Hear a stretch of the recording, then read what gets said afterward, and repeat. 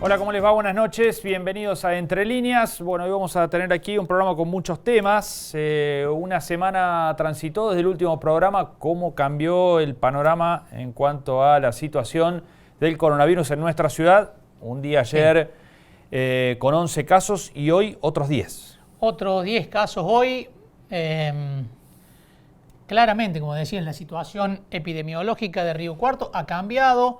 Y lo que genera más preocupación es lo que está ocurriendo con el personal de salud, ¿no? Hoy lo expresaba públicamente Lucas Stefanini, el epidemiólogo que forma parte del comité permanente, con quien hemos hablado muchas veces aquí en este programa, y decía que preocupa lo que ocurre entre el personal de salud, no solamente por la salud de esas personas en sí mismas, sino porque no sobra hoy el personal de salud para atender la demanda, no solamente por COVID, sino por todas las patologías. Hoy la realidad que viven los sanatorios y las clínicas de la ciudad no es la que era en marzo de este año, cuando se estaba a la expectativa de que llegara el COVID y se habían liberado casi todas las camas. Hoy las camas de terapia intensiva están en gran parte ocupadas por patologías normales de esta época del año, ¿no? Por neumonías, por situaciones respiratorias, y las clínicas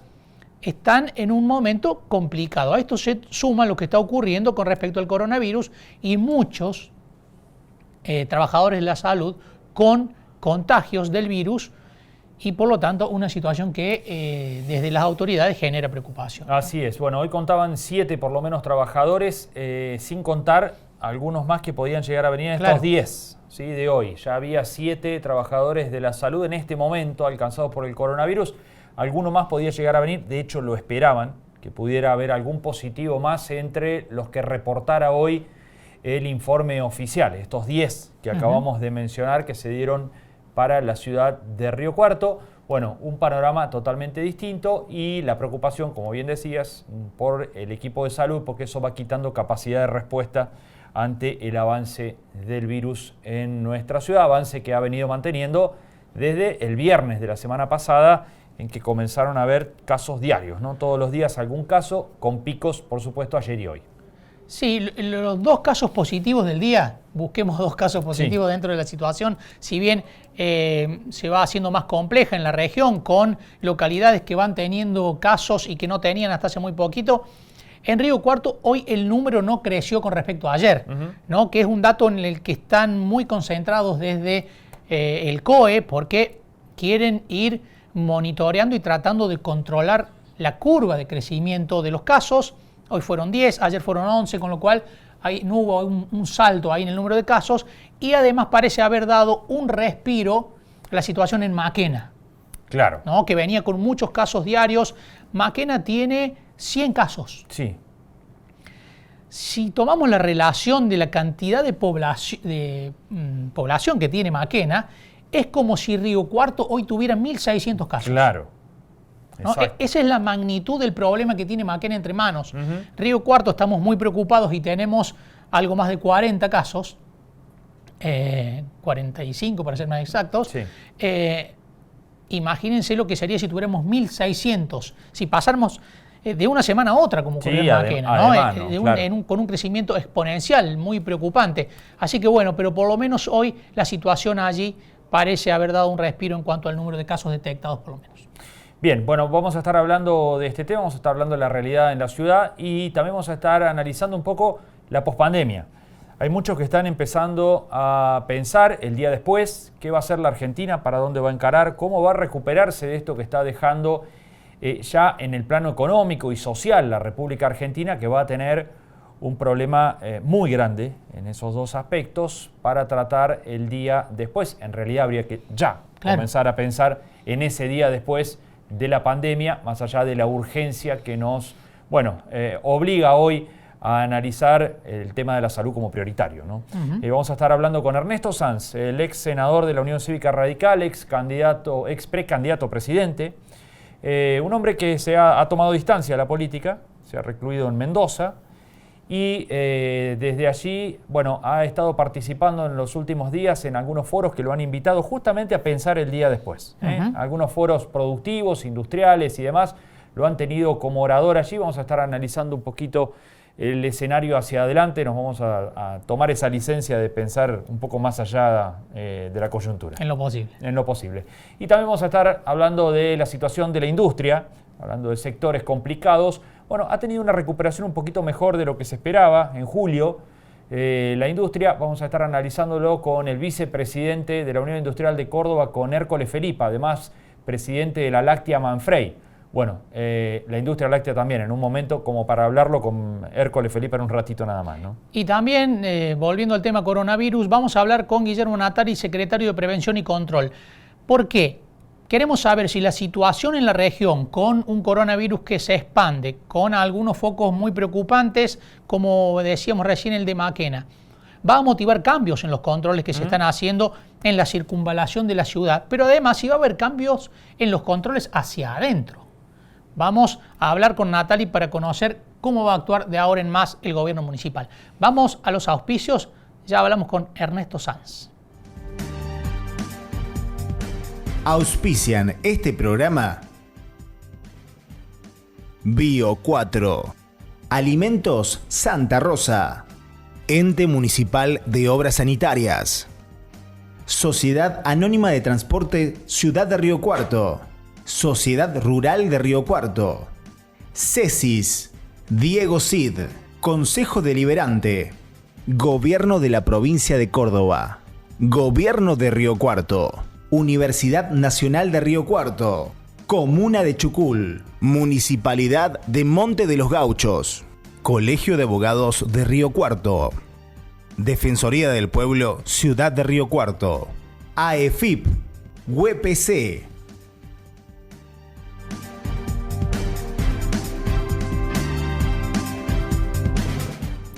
21:08, seguimos aquí en Entre Líneas y decíamos que íbamos a poder hablar con el ex senador Ernesto Sanz, que ya está en comunicación con nosotros. Ernesto, ¿cómo le va? Buenas noches. ¿Qué tal? Buenas noches, ¿cómo les va? Un gusto, ¿eh? Bien, bueno, muchísimas gracias por estar allí. Bueno, decíamos que nos vamos a tomar un poquito la licencia de pensar un poquito más allá, más lejos de la coyuntura que nos ha metido, por supuesto, la situación esta sanitaria de la pandemia. Y la realidad de Argentina el día después, ¿no? ¿Cómo imagina ese escenario de la Argentina y qué tan dificultoso cree que va a ser?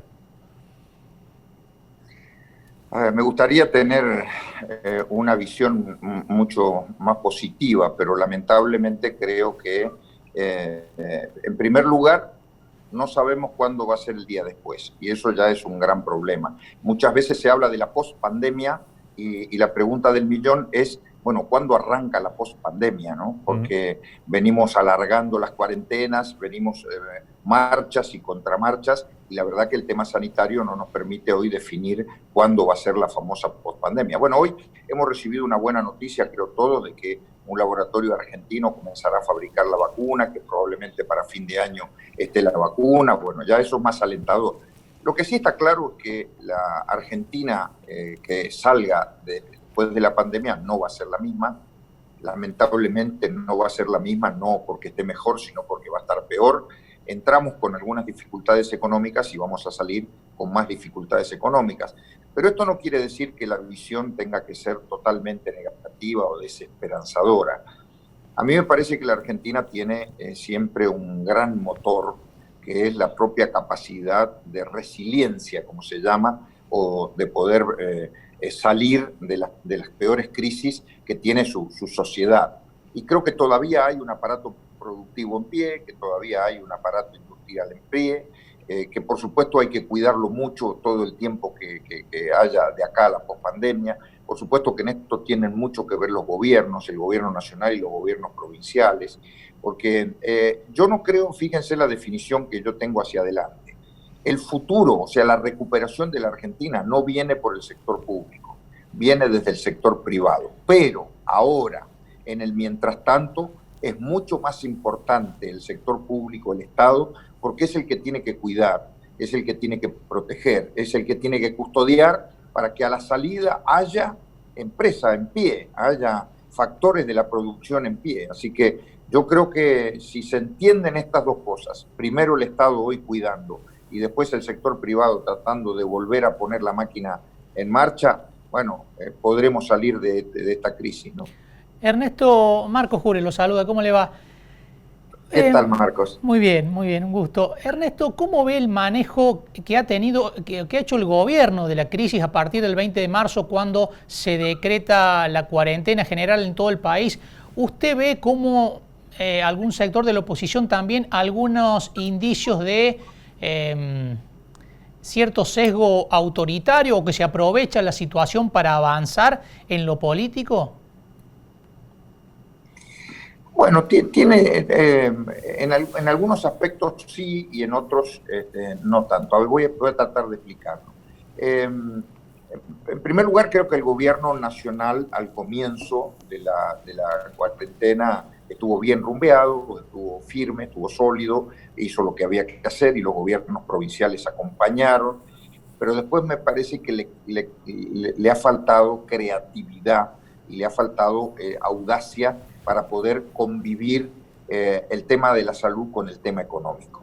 Y en el medio, por supuesto, siempre hay algún rasgo de autoritarismo que se aprovecha de la situación. Yo lo veo en el Congreso, por ejemplo, en el Senado. El Senado de la Nación es una cámara en donde ha habido mucho autoritarismo. Ahí se le ha cortado el micrófono a los senadores de la oposición, pero además se avanza en los proyectos que solamente quiere el oficialismo. Mire, sin ir más lejos, tengo la noticia, creo que tengo que corroborarlo, pero esta tarde en la sesión del Senado llegó antes de la sesión una resolución de una jueza de Buenos Aires donde le ordenaba al Senado abstenerse de seguir adelante con el tratamiento del acuerdo de dos jueces que habían presentado un amparo, y sin embargo el Senado siguió adelante. Se pretendió avanzar con las sesiones virtuales cuando en realidad las sesiones virtuales del Congreso tienen que ser solo para la emergencia y en la medida de lo posible tratar de volver a sesiones presenciales. Hay un avance sobre la justicia, sin duda, hay un avance sobre la justicia y hay un avance peligroso sobre el federalismo en la Argentina. Si hay un aspecto en donde la falta de reglas de juego perjudica mucho, es en la relación de la nación y las provincias. Durante los 4 años del gobierno anterior, por más críticas que se le hagan al gobierno de Macri en otros sectores, hay algo en el que nadie puede decir lo contrario, y es que se le devolvió federalismo a las provincias argentinas. Cuando terminó el gobierno de Macri, la mayoría de las provincias tenían superávit. Y en estos 7, 8 meses que llevamos de este gobierno, eso ha vuelto otra vez, no digo a foja cero, pero ha retrocedido mucho. Y ahí hay un concepto muy autoritario que daña al federalismo, así que esa es un poco la apreciación que tengo sobre estos meses, ¿no? Ernesto, esto que mencionaba de lo que ocurre en el Senado, el avance sobre la justicia, ¿tiene alguna asociación con la figura de Cristina? Bueno, sí, evidentemente, así como el gobierno en algunas otras áreas no ha tenido un plan específico, por ejemplo, en el área económica, el único plan concreto que tuvo el gobierno nacional fue el de la reestructuración de la deuda externa, lo que no me parece mal, no me parece poca cosa. A ver, arreglar la deuda externa es un plan, pero la verdad que el plan de crecimiento de la economía, el plan de fortalecimiento de las pymes a lo largo y a lo ancho del país, las cadenas productivas, etcétera, etcétera, nunca hubo un plan ahí. No ha habido plan en la energía, eso es muy lamentable. Miren, un hueco grande y yo les diría un agujero negro de este gobierno es todo el tema energético. Ahí no ha habido nunca plan. Y así como no hubo plan en muchas áreas, en el área de la justicia sí hubo un plan concreto, un plan definido. Y la líder de ese plan es Cristina. El problema es que en ese plan hay mucho más de cuestiones personales de Cristina que de un mejoramiento de la justicia como sistema. Y este es el debate que hoy se está dando en el Congreso cuando llega esta famosa ley de reforma judicial. Todo el mundo la ve, en lugar de ser una ley para mejorar el acceso a la justicia de la gente, la rapidez, la agilidad de la justicia, la independencia, todo el mundo lo ve más como un intento por consagrar impunidad, ¿no? Y este es un problema que el gobierno tiene que dilucidar rápidamente. Ernesto, ¿y cómo vio el arreglo del país del gobierno con los bonistas? ¿Se podría haber logrado un acuerdo mejor en menor tiempo para evitar la zozobra que llevó más de 7 meses?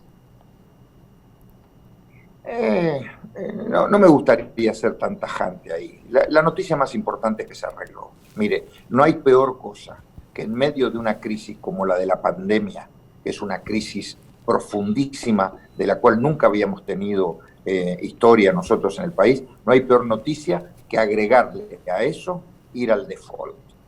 Porque el default es la peor de las noticias para un país, porque a pesar de que en la Argentina hace muchos años se aplaudió un default, ¿se acuerdan ustedes en el 2001? Bueno, eso es muy mala noticia, no es para aplaudirla. El default trae aparejado más pobreza, más aislamiento, menos crédito, menos posibilidad de desarrollo del sector privado, por supuesto menos obras públicas para el sector público. Entonces, haber llegado a un arreglo, aunque haya sido un poco más tarde del que uno pensaba, y aunque, le digo la verdad, haya sido un poco más caro del que el propio gobierno había anunciado, yo me quedo con la noticia de que por lo menos se arregló y no hay default. Por supuesto, después cuando uno busca en el fondo de la negociación, al final del camino uno podría decir, se podría haber logrado más rápido y con mejores rendimientos, está bien, pero eso es opinable, pero lo más importante de todo es que no caímos en default. Ernesto, ¿y cómo ve la oposición hoy, a Juntos por el Cambio concretamente? ¿Cómo incluso este viaje tan polémico, se ha generado tanto lío, tanto ruido, ¿no?, de Macri en Francia, así en el Mediterráneo. ¿Cómo ve todo este ruido interno que tiene Juntos por el Cambio? Bueno, la otra buena noticia, tratando de equilibrar malas con buenas, otra buena noticia que hay en la Argentina hoy es que por primera vez, después de muchísimos años, tenemos un sistema político. ¿A qué le llamo yo tener un sistema político? Tenemos dos coaliciones que prácticamente absorben el 100% del electorado en la Argentina. La coalición que hoy gobierna, que es el Frente para Todos, y la coalición en la oposición, que es Juntos por el Cambio. En la última elección, los que gobiernan sacaron 48% y Juntos por el Cambio 41%. Ahí tiene usted más o menos todo el electorado argentino. Esto es una muy buena noticia. ¿Por qué? Porque en las grandes democracias del mundo existen dos coaliciones o dos partidos políticos. Quien gobierna siente que el que está en la oposición le está respirando en la nuca permanentemente y que lo puede reemplazar. Y quien está en la oposición sabe que tiene que ser muy responsable porque en algún momento le va a tocar gobernar a él.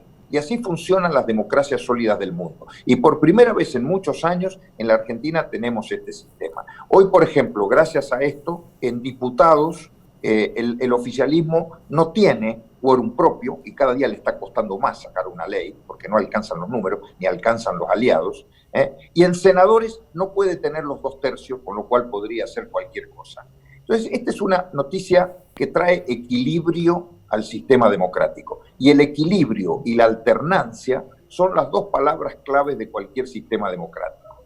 En ese marco, porque no quiero eludir la respuesta, en ese marco, Juntos por el Cambio está tratando de lograr un funcionamiento colectivo que le permita estar más sólido, que ser más coherente en sus acciones y en sus posiciones y finalmente ser una oposición que no solamente esté pensando en el hoy, sino en cómo crear una alternativa para el día de mañana. En esa oposición no hay líderes.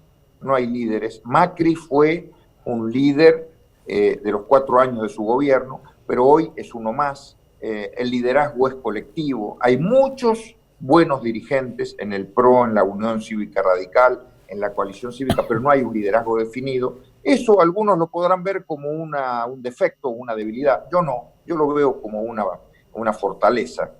Podrá ser que no haya un líder, pero sí hay un liderazgo colectivo, hay coherencia y hay un buen mensaje a esa sociedad del 41%, que le aclaro, hoy creo que es más del 41%, porque hay mucha gente que votó al gobierno que está muy descontenta. Entonces, si hay mucha coherencia en eso, me parece que hay una oposición que puede dar buenas noticias en el futuro inmediato. Ernesto, ¿y cómo se definirán los liderazgos llegado el momento, ¿no? ¿De qué manera discernir cuáles son las figuras que tienen que conducir un nuevo proceso desde la oposición?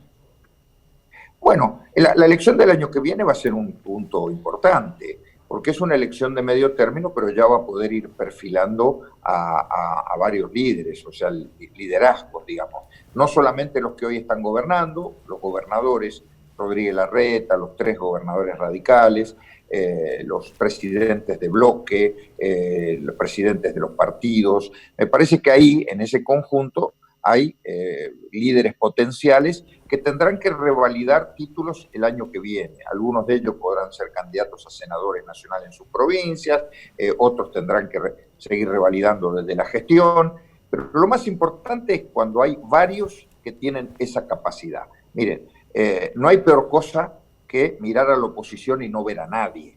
Ahora, cuando uno mira a la oposición y ve a varios que pueden ser, es una buena noticia. Ahora hay que ver cómo se dirimen esos liderazgos, pero siempre está las elecciones, las paso, y la posibilidad de que en las elecciones generales vayan sacando ventaja a quienes estén en mejores condiciones. ¿Ernesto Sanz va a volver a la arena política? Yo sigo en la política, no me fui nunca, sigo participando activamente, ayudando a muchos amigos. Lo que no estoy es en la función pública. Y por ahora en la función pública no me atrae para nada, porque volví a tener una vida personal que durante muchos años había abandonado. Estoy hablándoles desde San Rafael, Mendoza, que es mi lugar en el mundo, pero sigo estando muy cerca de todos mis amigos, de los que tienen funciones públicas, de mi partido, ayudando, apoyando, y lo seguiré haciendo porque la política es parte de mi vida, así que en eso nunca voy a abandonarla. Ernesto, recién hablábamos del acuerdo por la deuda, de la importancia que tiene por lo menos para que el país despeje uno de los frentes de tormenta que tienen. Cambiemos, ¿debe una autocrítica en ese sentido, en el manejo de la deuda, de la generación de una crisis de deuda y también del manejo económico? Efectivamente, la economía no fue una materia aprobada para Cambiemos. Cambiemos aprobó muchas otras materias, recién le dije una, la del federalismo, le devolvió federalismo a la Argentina. Cambiemos le devolvió mucha institucionalidad a la Argentina también, mucho respeto, mucho diálogo, mucha construcción con una cultura republicana. Pero lamentablemente en materia económica se cometieron muchos errores y no se encontró la vuelta a una economía bastante complicada. El tema del crédito no ha sido el gran problema. En realidad hay que preguntarse, ¿cuál es el origen? ¿Por qué los gobiernos o tienen que emitir con la maquinita de hacer billetes o tienen que financiarse con crédito externo? Bueno, el déficit del sector público es una de las respuestas, ¿no? Con estados deficitarios y con provincias muchas veces deficitarias es muy complicado no tomar crédito. El problema en la Argentina no lo veo por ese lado tanto, sino a mí lo que más me preocupa es el achicamiento del sector privado, el achicamiento de la torta productiva, el achicamiento de los procesos productivos. Tengo la impresión hoy que una parte importante del interior del país, el interior productivo, donde están ustedes, en Río Cuarto, la zona de Córdoba, Santa Fe, todo ese gran cordón del centro, Entre Ríos, parte de la provincia de Buenos Aires, mi provincia, Mendoza, si ustedes quieren, la Patagonia, el Neuquén con el petróleo, todos esos sectores finalmente son factores de producción que tratan de romperse el alma produciendo para que luego en otros lugares del país esto se distribuya mal, se gaste mal, los gobiernos gasten más de la cuenta. Y mientras no resolvamos eso, entonces la toma de crédito va a ser la única posibilidad de salir adelante. Ahora, un país que vive tomando créditos y vive arreglando cada tanto su deuda externa como si fuera una convocatoria de acreedores, no tiene mucho destino. Entonces acá yo creo que para tener una mirada hacia adelante hay que resolver dos cosas. Primero, el Estado tiene que gastar menos de lo que entra y el sector privado tiene que tener aliciente para poder producir más, para poder exportar más, para poder dar más empleo. Si no arreglamos estas dos cosas, no vamos a poder arrancar nunca. Ernesto Sanz, muchísimas gracias por este contacto con Entre Líneas, por este diálogo. Al contrario, un gusto grande. Un saludo a todos los amigos de Río Cuarto. Muchas gracias. Gracias, buenas noches. Bueno, Ernesto Sanz, ¿no? No se fue de la política, es cierto, ¿no? Hay formas de hacer política, se fue claro. de Sin cargos. La función pública, y es una voz siempre convocada en Cambiemos, más que nada cuando está en momentos de zozobra, ¿no? Sí, claro. Sanz solía ser y suele ser un dirigente que estabiliza ciertas situaciones tensas en Cambiemos. Dio algunas definiciones importantes, vio bien el cierre del conflicto por la deuda, ¿no? Sí. De la negociación con los bonistas. Que lo importante era cerrar. Que lo importante era cerrar, y también ahí a Macri se refirió, ¿no? Sí, no. Y le bajó el precio por si Macri quiere seguir liderando, por lo menos de manera indiscutida. Si Macri quiere ser el líder, por lo menos de eso se desprende de las palabras que dijo Sanz, no lo dijo, pero sí lo interpretamos. Si Macri pretende ser el líder de una nueva etapa, tendrá que ganárselo. Claro, claro. ¿No? Dijo que fue el líder mientras gobernó y hoy Claro, es uno más. Es uno más. Si es uno más, está en carrera. Sí, sí. Por lo tanto, deberás competir para tener un lugar preponderante o no dentro de Cambiemos, y admitió que, bueno, a todas luces, ¿no? Lo que pasó con la gestión económica de Cambiemos, Sí. el gran inconveniente que tuvo ese gobierno, que generó, bueno, terminó con una crisis de deuda, en más de 2 años y medio de recesión, con un impacto social muy fuerte. Bueno, y dice Sanz que también, ¿no? Es un aspecto a revisar. Sí. A ver, Sin lugar a dudas. hacia adelante. Así es. Nos vamos a una pausa y enseguida hablamos de la coyuntura industrial de la provincia de Córdoba y del país. Ya volvemos.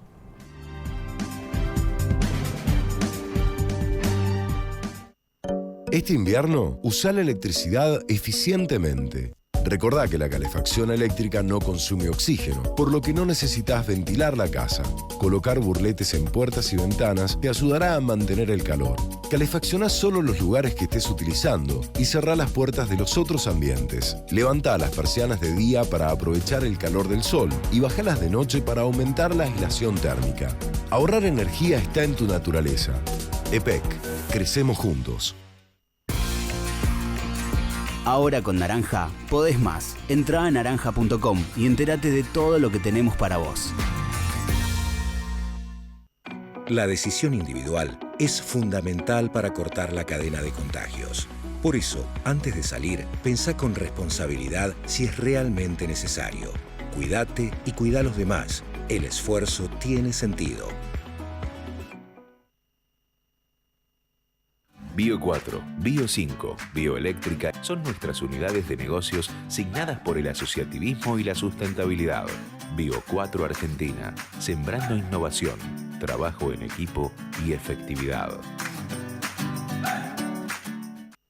En Bayer, el futuro de la agricultura lo hacemos juntos y lo hacemos con innovación, sustentabilidad y transformación digital en beneficio de los productores, de los consumidores y del medio ambiente. Bayer, ciencia para una vida mejor.